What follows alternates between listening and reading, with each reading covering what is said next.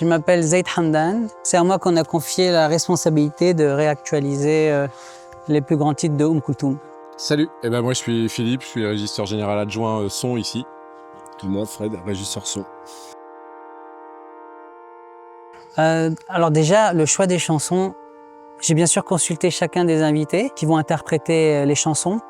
Le choix des invités a été en commun avec les producteurs du spectacle qui sont les directeurs du Printemps de Bourges. Et une fois qu'on a réuni les invités, j'ai demandé à chacun de choisir un titre qui lui est cher et qu'il voudrait interpréter. À partir des enregistrements Kulthum, recréer des arrangements qui sont plus auxquels moi je suis plus sensible. Donc harmoniser, parce qu'en fait comment je fais souvent quand je m'attaque à un répertoire classique original, j'essaye de le rejouer piano, orgue ou guitare comme un ado dans sa chambre.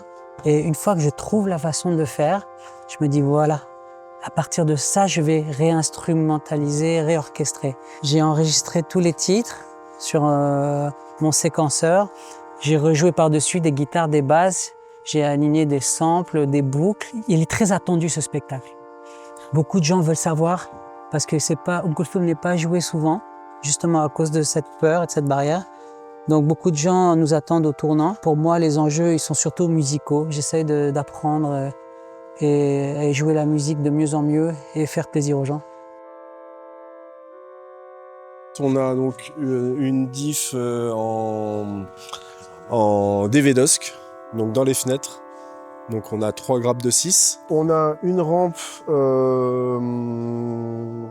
chez 33 Audio, donc Amadeus. On a des codas dans le gradin pour les rappels. Après, pour les surrounds, on a des X12. Pour les retours plateau, on a des petites UPM et des X12. Après, concernant les subs, on a des DV subs au plateau et des SB18 sous gradin. On mélange cette diff, en fait, par exemple, le DV, c'est plutôt pour faire de la diff d'effets sonores, de musique, et puis l'Amadeus et puis les rappels en coda, c'est plutôt un travail qu'on fait sur la voix pour pouvoir essayer de rapprocher au maximum la diffusion du public. On est dans un endroit là qui a un temps de reverb extrêmement long, on a 3 secondes et demie de reverb, ce qui est pas vraiment acceptable pour une salle de théâtre, qui doit pas excéder 1 seconde et demie normalement. Alors là, on a une CL5. On est quasiment full dente ici. On a une matrice Prodigy en fait depuis cette année en fait qui gère un peu toute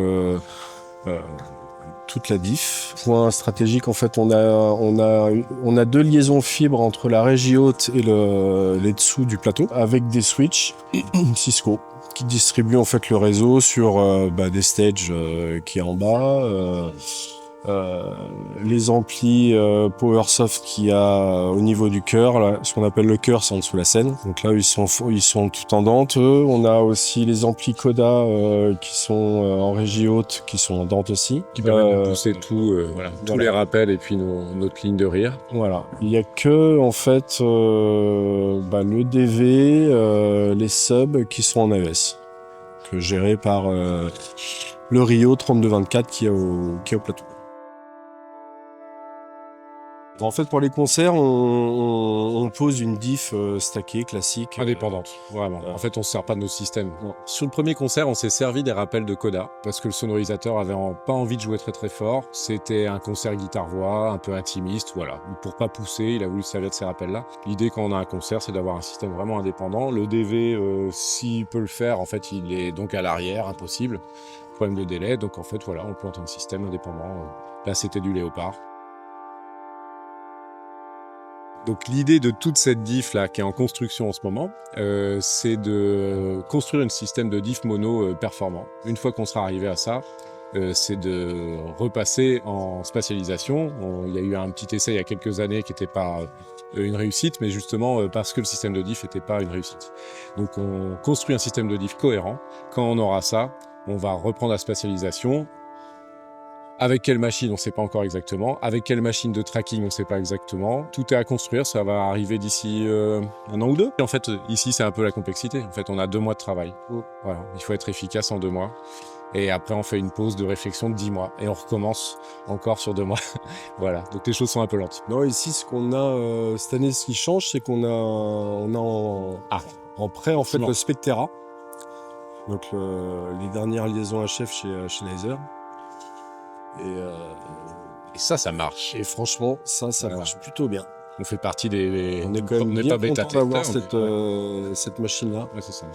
On est les premiers, quoi, à peu près, hein, avec les gros festivals de musique cette année en France à essayer ça. Ouais. Et Sennheiser nous a prêté 28 liaisons exactement. Il y en a, je crois, une centaine en France en ce moment. Ouais. Et c'est très performant, effectivement. Voilà, on avance bien là. Côté HF, on est en train de trouver la solution pour ce lieu. Le Spectera, ça nous permet de planter sur un rack à nu 4 antennes. Et ce lieu est tellement compliqué de ce point de vue-là, avec l'épaisseur des murs, les 4 antennes, c'est super pour nous. Voilà, on arrive vraiment à recouvrir tout le lieu et on n'a pas de décrochage. On a une dynamique de fou, on est tout en numérique. Ça aussi, c'est en full dente. Voilà, ça avance bien cette année, ça. Ouais, on est plutôt content. Ouais. On garde.